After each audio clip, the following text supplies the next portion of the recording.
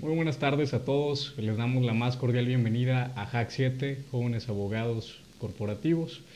El día de hoy tenemos el gusto de contar en el panel con la presencia de un catedrático y un experto en el área del derecho administrativo, como es el doctor Guillermo Cambero, quien es actualmente el vicepresidente de la Asociación Nacional de Abogados de Empresa en el capítulo Jalisco.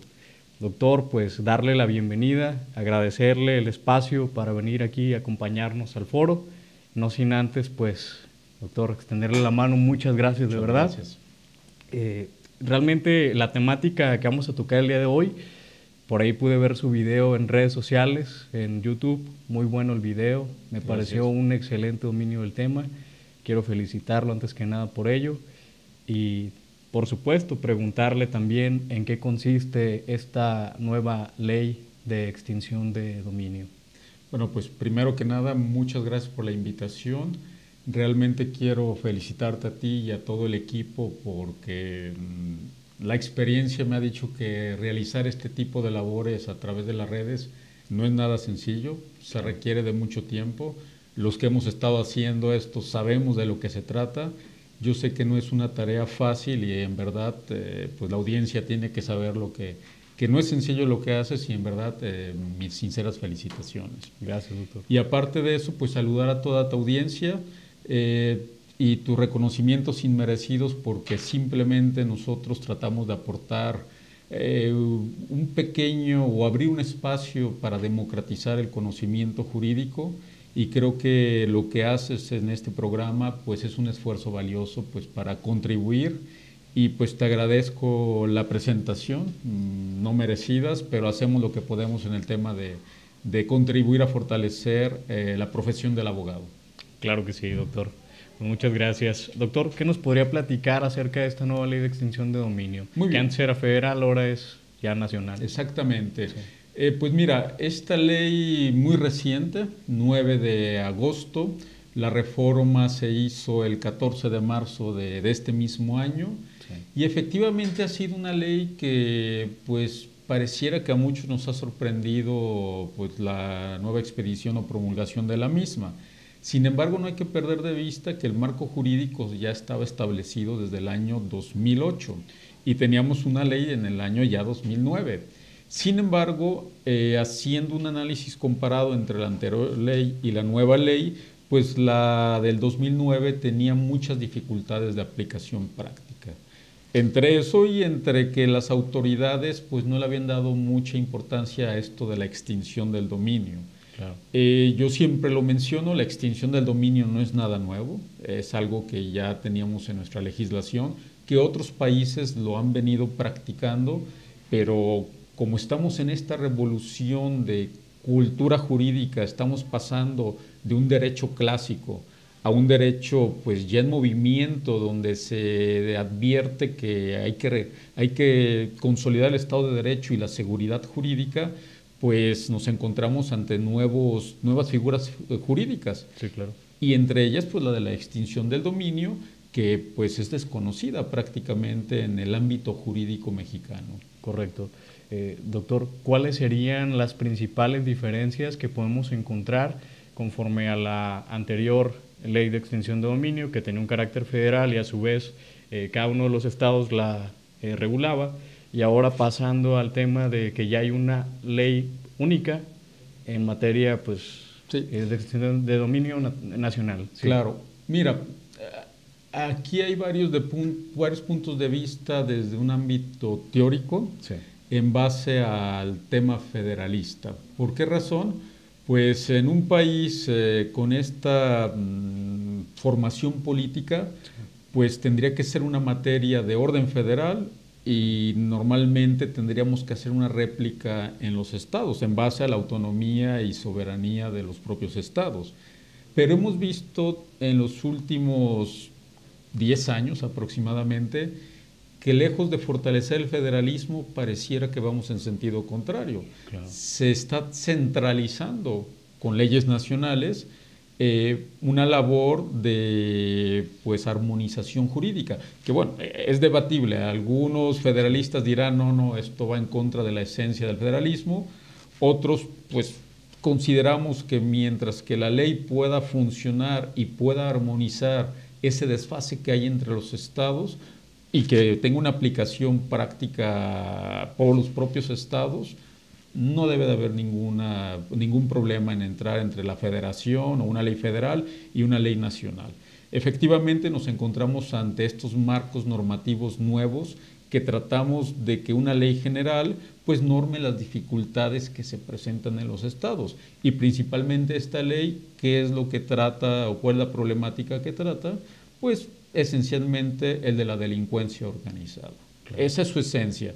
Aunque yo critico eso porque vamos a encontrar que la ley no es únicamente para delincuencia organizada y que vamos a encontrar muchos aspectos que también tienen que ver con el tema del uso indebido de recursos por la función pública y que tiene una aplicación muy importante en materia administrativa. Muy bien, doctor.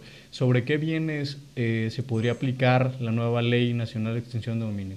A diferencia de la anterior, que su ámbito de aplicación era muy limitado, el artículo 22 constitucional establece una gama más amplia de aplicación de la propia extinción, que va desde todos los actos de delincuencia organizada, pasando por el tema de lo que tiene que ver con la corrupción, y nos vamos a ver con delitos que se incorporaron recientemente, como lo puede ser el huachicoleo, así es. El tema de tráfico ilícito de hidrocarburos, sí. Pasando por secuestro, pasando por el tema de lavado de dinero, entre otras figuras que no estaban previstas antes de la reforma constitucional. Correcto, doctor. En esta nueva ley nacional se está hablando acerca de un decomiso preventivo que comúnmente pues se le conoce a la extinción de dominio como un decomiso. Este decomiso preventivo, ¿qué alcances tendría? Muy bien.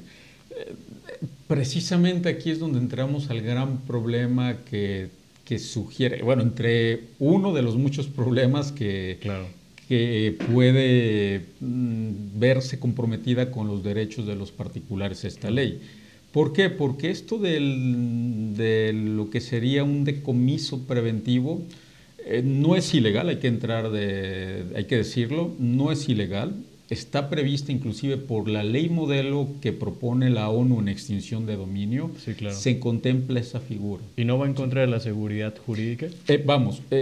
Precisamente, sí. Está bien reglamentado, muy regulado en qué momentos lo podemos hacer. Sí, claro. ¿Sí? Entonces, el problema aquí, lo podemos llevar a cabo este decomiso preventivo.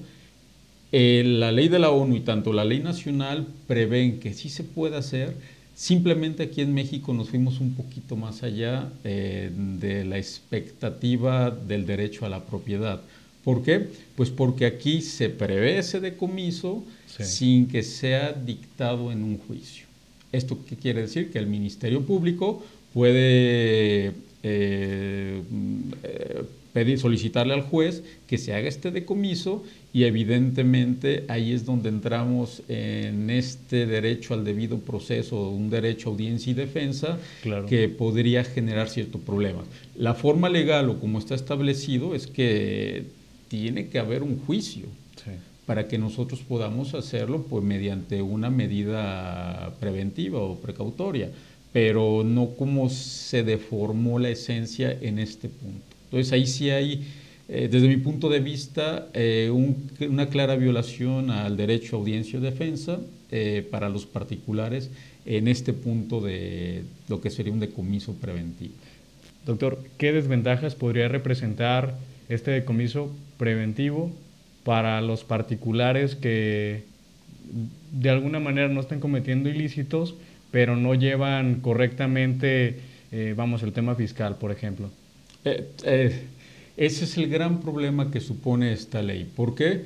Porque el artículo 2, tanto en su fracción cuarta y 21, sí, establece tanto la venta como la disposición anticipada. ¿Esto qué significa? Que si yo ya obtuve la medida cautelar sin que haya seguido un juicio y sin obtener una sentencia, la autoridad puede disponer ya de mis bienes. ¿Esto qué conlleva? Pues indudablemente a que si yo logro demostrar que no viene o que no provienen de hechos ilícitos, por ejemplo, en este caso mis propiedades, Sí. pues yo las puedo perder. Sí. Y bueno, hay otra afectación que lo vemos más adelante, el tema de que no solamente los pierdo, sino que el gobierno de una forma bastante obscura va a afectarlas a programas sociales. Sí, claro. Que esto no tendría que estar en una ley de extinción de dominio. Un programa social se maneja por políticas públicas. No mezclarlo. Exactamente, Sí, exactamente. Claro. ¿Qué afectaciones podría tener, doctor? Bueno, entonces, desde el punto de vista de que se le pueda haber una venta anticipada, el particular se va a enfrentar a que posiblemente no pueda recuperar en un momento dado que acredite que los bienes son de procedencia lícita, Sí. se va a enfrentar a que, aunque está previsto un fondo por la propia ley, para que se le pueda restituir Reparar cuando el se daño. vendió este producto, Sí. pues tampoco la ley es muy específica en decirnos cómo se va a pagar, si va a haber intereses, si el dinero que hay en ese fondo va a ser suficiente para las reparaciones que se puedan dar. Correcto. Y el gran peligro es que esta ley o esta disposición puede usarse pues para ajustes políticos. Que sería uno de los riesgos, y como está encaminada y como lo hemos estado viendo, pues pareciera que trae ese sentido, aunque pues todavía no lo percibimos porque no ha habido una aplicación, como es muy reciente, apenas vamos a esperar la aplicación práctica. Pero sí se corre ese riesgo de violentar el derecho a la propiedad de los particulares.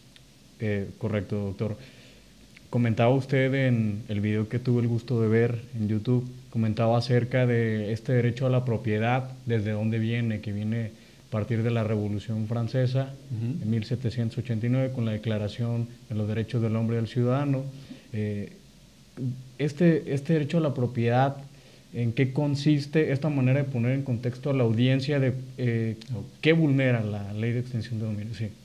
Sí, claro. Efectivamente, el derecho a la propiedad pues es uno de los derechos consagrados desde la Revolución Francesa, pues esto en contraposición al régimen autoritario donde pues el particular, el acceso a la propiedad privada era prácticamente imposible, a excepción si eras noble o tenías o eres parte de la aristocracia.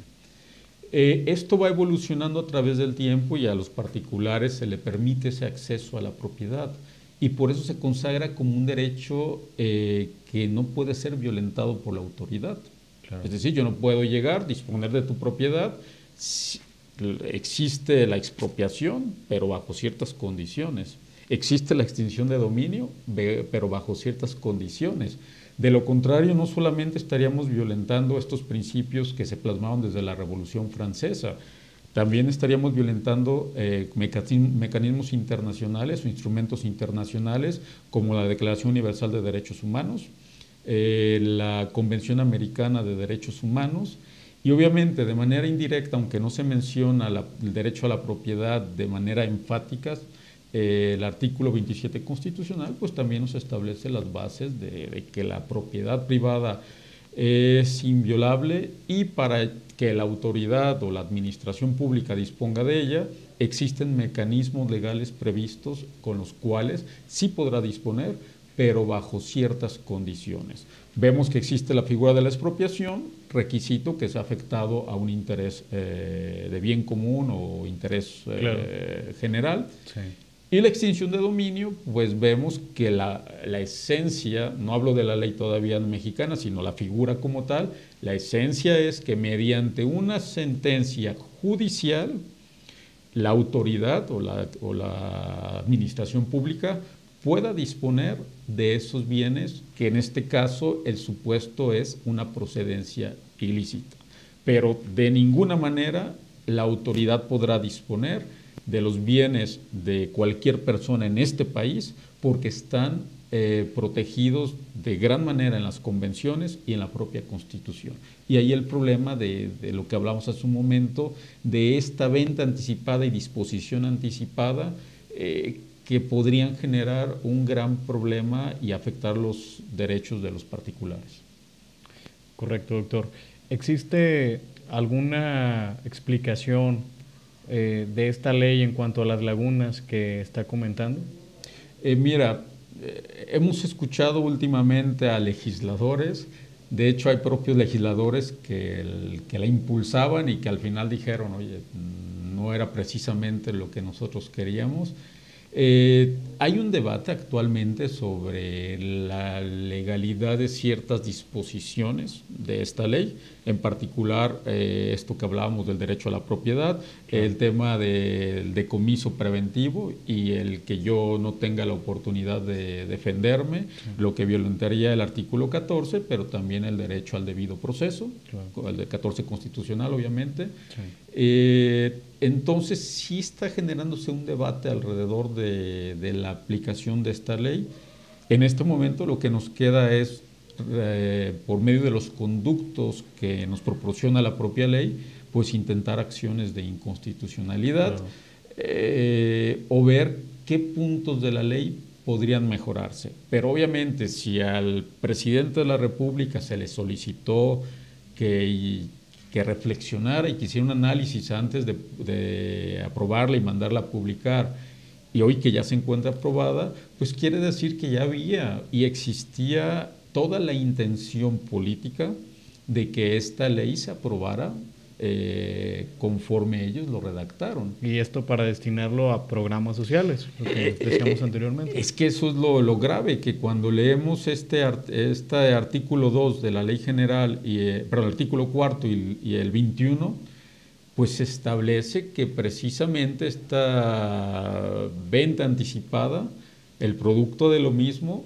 va destinado a programas sociales. Lo cual no debería suceder, porque estamos juntando una cosa que no tiene nada que ver con la ley. Exactamente. El gobierno tiene una finalidad que es la finalidad del servicio público. Claro.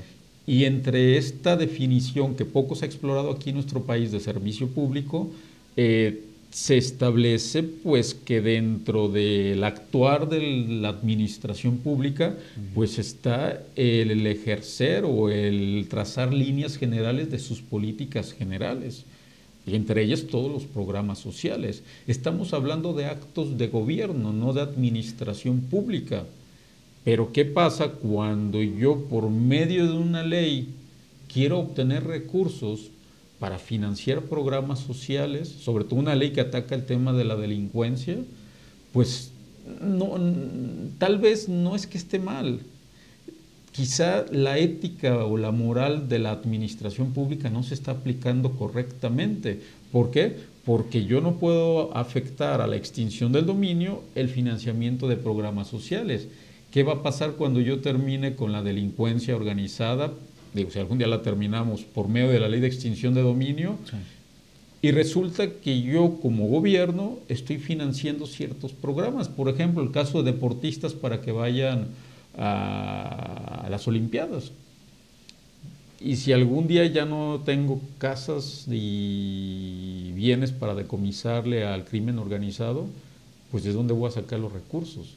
Este tipo de políticas públicas es muy peligroso que las queramos encapsular del producto de lo que se obtenga en la extinción del dominio, y que no sean programas conforme a las políticas estrictas que se establecen para la ley de ingresos que pueda tener la Federación y la ley de egresos, para que se establezca cómo se va a aplicar este recurso a programas sociales. En verdad es una lógica aberrante y es una tristeza que el legislador se haya tomado este tipo de atribuciones para situaciones completamente ajenas de lo que pudiera tratarse o de lo que quiere atacar la extinción de dominio. Claro que sí, doctor. Y en este supuesto comentaba intentar una acción de inconstitucionalidad al respecto de esta ley, pero más aún podríamos irnos a la parte preventiva. ¿Qué recomendaciones o más bien qué se podría hacer para evitar el incurrir en algún supuesto que nos lleve a una extinción de dominio? Oigan, muy buena pregunta, y aquí es donde viene el gran temor. Sobre todo hablamos pueden ser los empresarios, pero también a cualquier particular le puede pasar. Imagínate, yo tengo una casa, yo alquilo mi casa, yo hago mi contrato. Efectivamente, en el contrato pues tenemos que establecer ciertas cláusulas ahí para la prevención de extinción de dominio, pero va a ser más importante realizar una búsqueda lo más exhaustiva posible de la persona a quien le vamos a alquilar o a rentar este bien. Primero. Pero el riesgo siempre va a estar latente. Yo no sé si en algún momento dado esta persona va a usar mi propiedad para Algún fin actividades ilícito. criminales. Sí, claro. Y ahí está el riesgo porque la autoridad puede iniciar el proceso para la extinción de dominio. Claro, a mí me puede llamar como tercero perjudicado, pero también en la ley no es muy clara cómo el tercero perjudicado va a operar frente a una extinción de dominio. Sí, claro. Lo que podemos decir, ya hay antecedentes, tenemos el amparo para este tercero perjudicado y poder sustanciar este amparo y en cierta medida que se dicte una medida como tercero perjudicado para que yo pueda salvaguardar mi propiedad. Pero en este momento, como no hay decisiones exactas a la aplicación de la ley, pues no tenemos que esperar a que los tribunales superiores inicien las directrices generales de cómo se aplica a terceros perjudicados. Pero ¿esto qué implica? Pues que aunque yo haya tomado las medidas preventivas, yo no sabré si en algún momento dado alguien va a afectar ese bien, puede ser inclusive hasta un coche, porque está previsto el robo de coches en el tema de extinción de dominio. Me robaron mi coche, muy bien, y con eso se cometió un secuestro. El coche está a mi nombre. La pregunta que nos haríamos en este momento, y bueno, entonces mi coche podría ser afectado de extinción de dominio sin el debido juicio previo. ¿Por qué? Pues porque de todas maneras está previsto por la ley. Sí, claro. Se llevaron actividades ilícitas con el mismo. Obvio, tercero perjudicado, de nuevo tengo que demostrar la procedencia ilícita de mi vehículo. Pero mientras tanto la autoridad puede presumir que yo también participé en esas actividades ilícitas. Puede disponer y vender mi vehículo sin que se me haya seguido un juicio debido. ¿Y qué pasa? Pues al final de cuentas me van a decir, muy bien, pues ahí está el fondo, ya me acreditaste, ten tu dinero. Digo, no quiere decir que ahí se acabe todo. Afortunadamente tenemos la figura de la responsabilidad patrimonial del Estado, que podría ser, por lo menos en el estado actual que está la ley, podría ser un contrapeso, podría ser una pequeña guía para que nosotros podamos recuperar, una vez que se demostró que nuestros bienes provenían de actividades lícitas, pues para contrarrestar por lo menos el menoscabo y daños y perjuicios que se nos pudieran generar. Y los supuestos pueden ser mucho, alguien que me expide una factura falsa, ya me puedo ver metido en un problema de actividades criminales. Claro. Como te lo decía hace un momento, cualquier supuesto que pueda ser mal usado mi bien para actividades ilícitas, en mi casa o en la casa de alguien que alquiló una bodega y que resulte que ahí secuestraron a alguien, sí, pues está dentro de esa contemplación genérica de las actividades establecidas por la Constitución y retomadas por la propia Ley Nacional de Extinción de Dominio. Pues es grave en ocasiones. Claro. O va a tener que intervenir los tribunales superiores para determinar casos por casos y cómo se va a delimitar la aplicación de esta ley para no afectar los derechos humanos de los particulares. Correcto, doctor. Pues la verdad es que es un tema muy preocupante. Creo que es preocupante para todos, para las personas físicas, para personas que tienen alguna empresa, para los abogados, por supuesto. Y no obstante, pues también surgen áreas de oportunidad al respecto de la planeación, sobre todo, y la cuestión preventiva para evitar que alguien incurra en esto. Pero si nos vamos por la parte legislativa y por la parte de las directrices internacionales, podemos contemplar que efectivamente estamos teniendo, pues de alguna manera, un retroceso. Sí. Un retroceso. Sí, efectivamente. Así es. Desgraciadamente esta legislatura actual, Sí. pues hemos visto que hay ciertos campos que ya estaban ganados por el particular, donde tuvimos un retroceso muy fuerte, por ejemplo, la prisión preventiva, Claro. que el Comité de Derechos Humanos de las Naciones Unidas pues alzó la voz al decir, oye, espérame, Sí, claro. la cuestión no es que tú extiendas el catálogo de prisión preventiva, Sí, claro. la idea es que tú lo vayas disminuyendo. Sí. Pero al parecer al legislador no le importó. Lo mismo lo vemos con la ley de extinción de dominio, pues vemos que se podrían violentar estos derechos, sobre todo la propiedad y al debido proceso, y aún así van con todo a legislar, porque bueno, pues entendemos que puede haber una necesidad social y que por esta situación se estén derivando todo este tipo de situaciones y que pareciera, en esencia, y que sí lo es, un retroceso a ese terreno que nos costó mucho, porque han sido años de lucha para poder que el particular pudiera ganar este terreno frente al actuar de la administración pública. Entonces, sí es preocupante.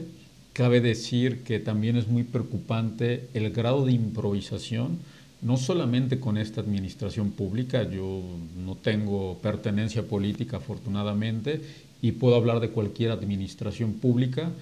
Mientras que no profesionalicemos los cuadros que nos administran en el país, pues seguiremos teniendo este tipo de situaciones.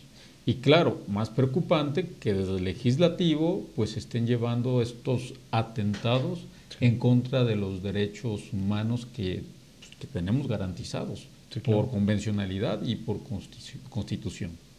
Claro que sí, doctor. Pues la verdad es que es un tema muy vasto que está dando para muchos comentarios actualmente y va a dar para muchos más, creo eso. Entonces, por cuestiones de tiempo, yo creo que aquí ya nos vamos a concluir el tema, doctor. No sin antes pues agradecerle que haya participado con nosotros en el panel y tener sus impresiones acerca de esta nueva ley. Entonces, le agradecemos bastante y es un gusto, de verdad. No, un Gracias, placer, doctor. un honor, y de nuevo reitero mis felicitaciones a este trabajo tan importante y pues ahora sí que esperemos que continúe este programa y que la audiencia pues siga todo lo que se dice aquí, porque te he seguido, he visto que has tenido personalidades y la verdad que no es fácil concentrar todo eso y el tiempo para tenerlos aquí. Gracias, doctor. Un gusto. No, gracias.